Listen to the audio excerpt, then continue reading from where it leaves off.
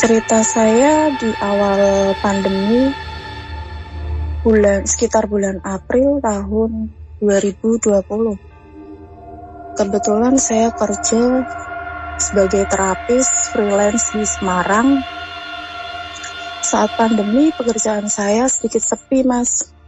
Jadi saya alih profesi sebagai just tip di Semarang.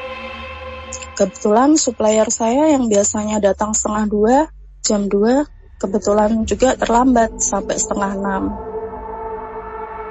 Menjelang maghrib, barang datang.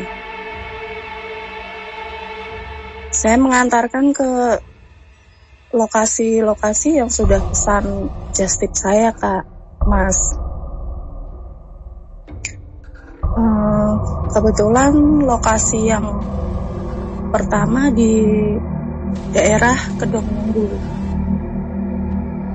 Di daerah Kedungmundu, saya kurang paham untuk lokasinya. Saya tanya ke suami, hafal rumahnya teman saya yang dulu pernah kamu anterin jajanan itu? Ya, saya tanya gitu. Oh iya, hafal. Suami bilang gitu. Dia bilang lewat di pemakaman itu mah gitu. Bayangan saya pemakaman itu kecil, kayak pemakaman biasa gitu. Ternyata pas saya di situ, pemakaman itu ada di sebelah kanan, yang sebelah kiri masih perumahan gitu, kayak rumah-rumah kampung warga gitu biasa. Pas belok di tikungan kanan itu, ternyata kanan kiri sudah pemakaman. Mungkin itu halusinasi saya atau bagaimana, saya kurang paham. Di situ saya merasa kayak rame, jadi kayak ngap gitu pernapasan saya, Mas. Kebetulan atau entah apa juga, suami harusnya beloknya ke kiri, dia belok ke kanan. Di situ bingung loh, kok jalannya buntu gitu. Saya yang sedikit ketakutan karena di situ ada suara anjing. Bayangan saya nggak mungkin kalau di tempat kayak gini anjing dirantai, pasti dilepas saya gitu. Udah putar balik aja, nanti kita turun dulu ke bawah, pikir di bawah kalau misalkan salah atau gimana. Tapi suami masih diem di situ. Udah cepet balik saya gitu. Pas balik anjingnya ngejar. Lah anjing ngejar itu singkat cerita, ada kendaraan yang lewat, itu ambil yang belok kiri. Oh mah ternyata yang kiri. Ya sudah ke kiri situ saya sambil kayak ya bersikir karena ngap nggak enak gitu loh, Mas. Di situ sampai di lokasi teman saya, kaki saya kayak ada yang gondelin. Bayangan saya masih ke mungkin ini karena anjing itu tadi, saya ketakutan jadi kayak ngewel apa ya bahasa Jawanya gitulah, takut anjing. Singkat cerita lagi, udah perjalanan lagi ke lokasi kedua. Oh ini tuh kayak ada yang ngalir, Mas, dari bawah ke atas itu sampai ke perut itu mual. Akhirnya saya mual gitu. Duh kayak ada yang gak beres ini ya, saya gitu sama suami. Nanti daripada kita sampai ke rumah gimana sama anak saya, kan saya punya anak kecil, Mas. Mending kita mampir ke rumahnya Pak M aja gitu. Buat apa, kalau orang kampung saya tuh percaya Pak M itu sampai saya baru saya bilang gitu, bayangan saya tuh masih di lampu merah karena itu posisi berhenti. Pas jalan lagi, tahu-tahu suami udah melipir ke pinggir jalan raya sambil nepuk-nepuk saya. Mas sadar, saya baru ingat kayak gitu. Terus, loh emang kenapa kok berhenti kayak gitu? Ayo udah keburu, udah 7:30, nanti takutnya kalau kemalaman ini makanan keburu gak enak, saya gitu. Kamu tuh kenapa kok? Masnya kayak mendelik gitu loh, Mas. Suami saya bilangin gitu. Aku gak apa-apa, udah istighfar aja gitu. Dia tak bawa istighfar, terus kata suami juga kayak ngikik suara gimana gitu loh, Mas. Gitu, suami istighfar terus. sampai ke rumahnya Pak M, singkat cerita katanya sih nggak apa-apa gitu. Bener ya Pak, nggak apa-apa, soalnya ini anak saya yang kecil tuh suka peka gitu, nanti kadang dia panas kayak gitu. Nggak apa-apa, udah nggak apa-apa, kamu kan terapis, jadi biasanya kayak gitu kalau terapis, malah dia bilangnya gitu. Dan singkat cerita saya pulang mandi kok badan saya tuh kayak bau busuk gitu loh Mas. Tapi saya tanya ke suami, cuma saya yang bau. Pikirnya nggak apa-apa, udah saya bawa anak saya pulang. Beneran Mas, anak saya terus nggak bisa tidur, rewel tengah malam itu. Baunya tuh masih bau gimana gitu, nggak enak gitu. Bau enak kok ngene, tapi ya lama-lama hilang. Tapi cuma saya aja yang bau gitu. Terus singkat cerita lagi, saya hamil Mas. Bulan Mei saya hamil anak ketiga. Saya udah pengen bawa ke orang yang lebih ngerti gitu, Mas, buat netralisir badan. Kayak kok saya sering begini begitu gitu, sering lihat sosok juga di kamar mandi, di dapur gitu. Terus pernah ada sosok juga yang mau gangguin anak saya yang besar. Oke. Mbak Septi, Nun Sewu. Iya. Kita coba kerucut ke satu cerita yang awal ya. Ya, karena kebetulan juga banyak kerabat Imelda yang komen di WhatsApp ya. Itu kalau nggak salah berarti di daerah Kedung Mundu tadi ya? Iya Mas. Dekat-dekat krematorium itu ya? Iya betul. Oke. Kalau boleh tahu Mbak, itu berarti dari sebelum maghrib ya sampai kemudian habis isya, betul ya? Atau bagaimana tadi? Setelah maghrib, iya. Setelah maghrib Mas, tepatnya. Iya, setelah maghrib. Terus pulang yang pulang Mbak bilang katanya baunya agak nggak kayak biasa itu. Busuk itu setelah isya. Berarti gangguannya berturut-turut, termasuk juga ketika suami Mbak lihat Mbak apa ya bahasanya kayak mendelik tadi itu ya? Iya. Itu masih satu perjalanan itu Mas. Masih di jalan mau ngantar ke lokasi selanjutnya. Tapi lokasi selanjutnya berarti di daerah mana? Nggak usah disebutin detailnya, tapi paling nggak kira-kira kita bisa gambarin berarti sepanjang jalan. Di daerah Mataram. Ke arah daerah Mataram. Mataram. Iya.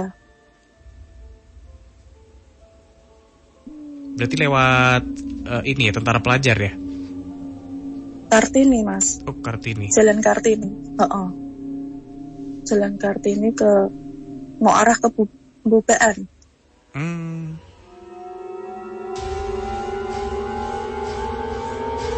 Oke. Titik di mana Mbak kayak nggak sadar itu di mana berarti tadi? Di Kartini, lampu merah Kartini. Mau arah ke belok kanan mau ke Bubean itu.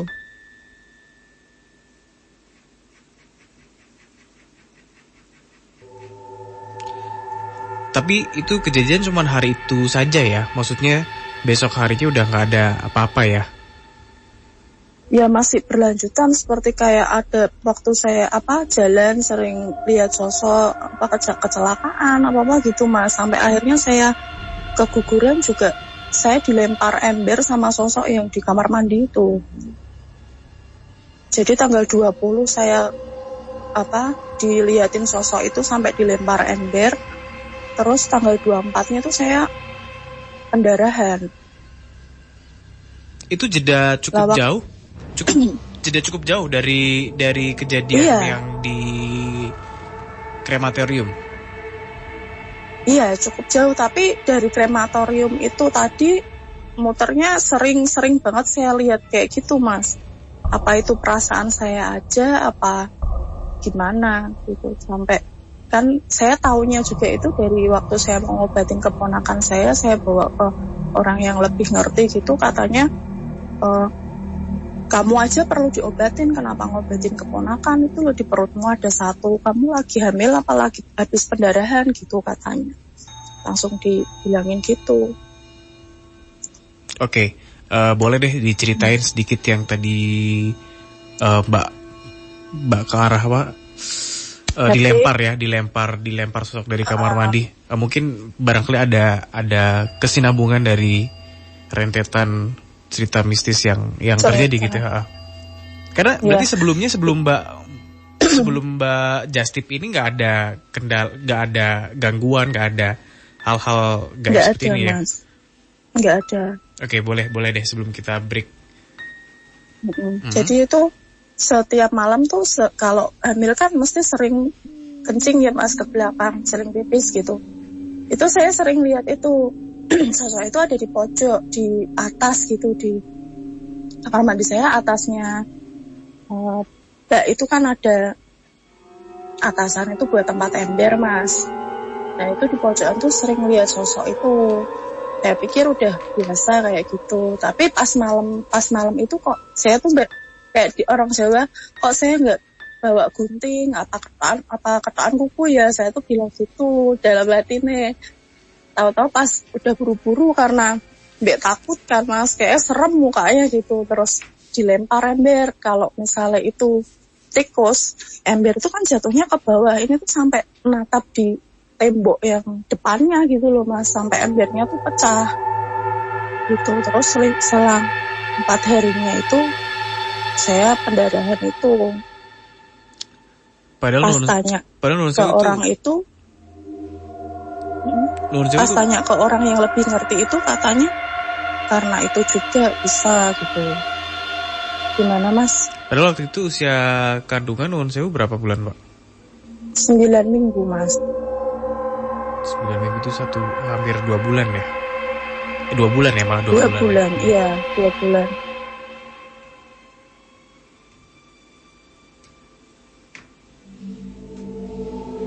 Oke, kita sambungin ke Mas Bu aja kali ya. Mas Bu. Iya Mas. Monggo Mas. Jadi Nuhun Sewu buat Mbak siapa? Septi. Septi Mas. Mbak Septi. Cuma saya nggak tahu ini dari tadi tuh saya tuh kepengen nulis lala, ola, lela, nggak tahu ada hubungannya dengan jenengan nggak Mbak? Gimana Mas? Nggak tahu ini saya tuh kepengen nulis lala, ola, lela, lila, Nuhun Sewu, ada hubungannya dengan jenengan nggak Mbak? Lala, mungkin ke rumah temannya saya itu ya namanya itu ada itunya Mas. Oke. Boleh disebutin nggak? Oh jangan enggak saya. Itu ya. Rumah teman yang pesen ya? Iya. Nuhun Sewu, karena itu kan kanan kiri itu kan Nuhun Sewu pekuburan ya Nuhun Sewu. Saya tidak sebutkan pekuburan apa. Cuma di sini saya menggambarkan seorang wanita, ini saya sudah mensketsakan seorang wanita. Cuma yang di sini yang agak ekstrimnya gini. Nuhun Sewu. Di leher itu ada talinya Nuhun Sewu. Dan data kenapa di bayang saya itu pada waktu jenengan itu sampai di kalau bayang saya pertigaan atau perempatan itu Mbak, perempatan ya, karena kalau perempatan itu ya, karena meskipun perempatan. Kalau dibilang tuh ya pertigaan cuma perempatan karena jalan yang satu kecil ya, kalau bahasa saya gitu ya, kalau saya bayangkan. Itu. Dan di situ Nuhun Sewu jenengan sudah tidak tahu kenapa di bayang saya jenengan curiga dengan pohon di sebelah kiri Nuhun Sewu. Nah di saat itu jenengan mulai sesak saat itu. Jenengan mulai sesak terus kemudian Nuhun Sewu jenengan sempat pusing saat itu karena kalau boleh kita flashback Nuhun Sewu jenengan sempat megangi perutnya suaminya jenengan. Mas gitu. Iya betul Mas. Betul Mas. Itu yang pertama. Yang kedua Nuhun Sewu sebenarnya suami juga merasa ada sesuatu yang beda, cuma ya namanya orang daripada saya takut mas mending tak kendel-kendel kalau bahasa saya gitu. Iya benar. Memang gini Mbak Nuhun Sewu. Pada saat itu jenengan ini ya, berapa bulan itu kandungan Nuhun Sewu? 9 minggu. 9 minggu. 2 bulan. Iya. Karena memang jenengan gini Nuhun Sewu. Jangan dibilang Nuhun Sewu sing jenenge leluhur kalau sudah bilang turuti aja. Kan gitu. Oh iya. Jenengan tidak bawa apa-apa saat itu. Dino bengle ya ndak, peniti ya ndak. Oh iya. Saat itu kan gitu. Karena meskipun jenengan sudah berkali-kali dibilangi untuk itu kan itu. Cuma di sini saya tidak jelaskan logikanya bagaimana Nuhun Sewu. Kayak gitu. Nanti malah panjang nanti seperti itu. Tapi memang pada saat itu memang jenengan saat itu sesak karena apa Nun Sewu? Jenengan ada tabrakan energi yang besar Nun Sewu. Seperti itu Mbak Septi. Dan Nun Sewu saat gitu itu pada waktu jenengan pulang sampai ke rumah, apakah betul jenengan itu kayak orang masuk angin Mbak Nun Sewu saat itu? Keluar keringat leres Mas. Jadi tuh kayak mual terus. Iya, betul Mas Bu. Betul.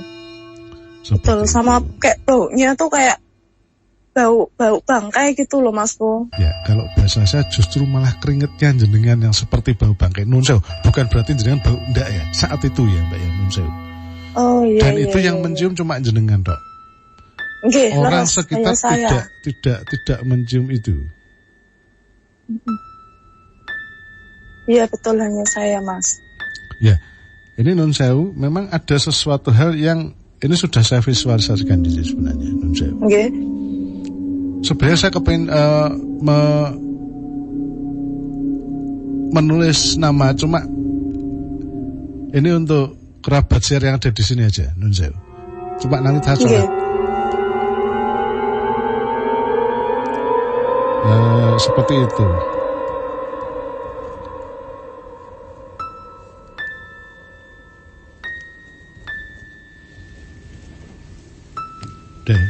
Deh. Oke, Deh. Ya.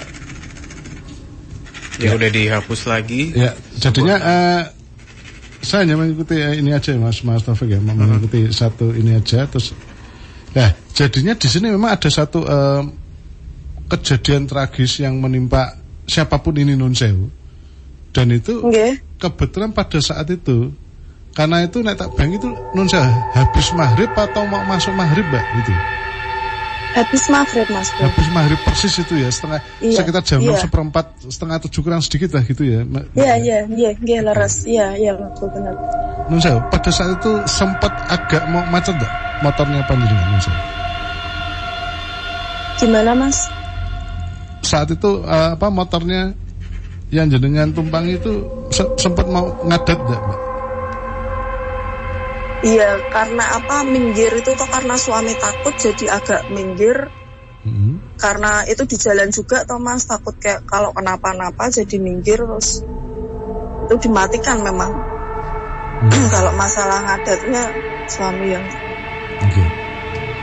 Ya mungkin seperti itu Mbak. Dan saya memang sekali lagi namanya biaya sepuh dulu itu memang orang hamil itu memang diperlukan sesuatu yang ojo sembrono kan gitu.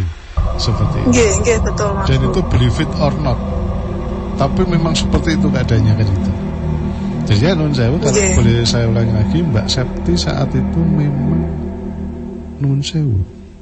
Kalau bahasanya ada hentakan dari tempat itu. Itu yang pertama. Yang kedua, untungnya jenengan itu bisa dikatakan kalau bahasa segini, imunnya kuat lah gitu logikanya.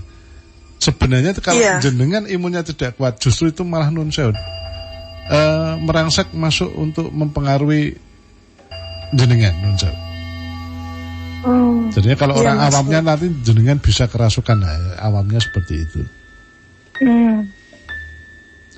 Mungkin itu komen saya kira tuh beberapa kali mikirnya ini tuh kayak halusinasi saya gitu loh Mas Bu. Kalau bahasa saya tidak bukan halusinasi ya berarti ya. Karena memang gini Mbak, memang sebenarnya pada saat kejadian itu menjadikan satu traumatik sendiri ya jenengan ya, karena saat itu ya, karena jenengan juga sempat sedih, sempat menyendiri saat itu Nun Sewu, tidak mau makan. Istilahnya kalau orang Jawa itu bilang kok rada gelo kan gitu. Iya. Ya tapi semuanya itu kan Nun Sewu. Semuanya itu kan sudah diatur sama alam dan Gustinya kan seperti itu Mbak Septi. Betul Mas. Mungkin itu komentar saya Mbak Septi. Nun Sewu. Iya Mas. Terima kasih banyak Mbak Septi.